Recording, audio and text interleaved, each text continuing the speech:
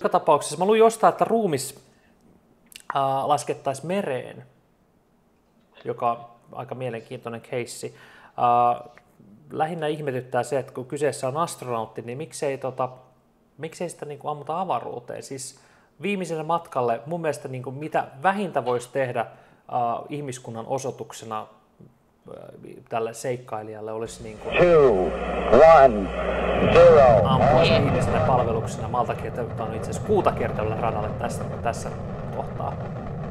Totta, mutta toisaalta, miksi Osama bin Laden heitettiin mereen heti kuoleman jälkeen, vaikka se olisi itse asiassa islamin uskon mukaan ekaksi pitänyt kylvettää?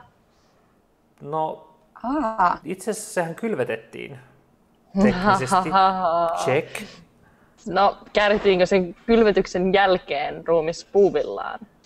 No itse asiassa siis kaiken sen verran mitä mä oon perillä asioista, niin sillähän oli yöpaita päällä tai pyjama päällä, se saattoi olla valkoinen. Mitäs sitten ruumiin hautaaminen?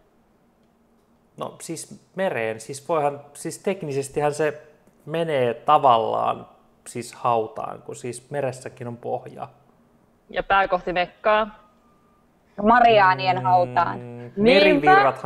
Merivirrat eventually pitää huolta siitä, että sen pää on myös kohti Mekkaa, joten check.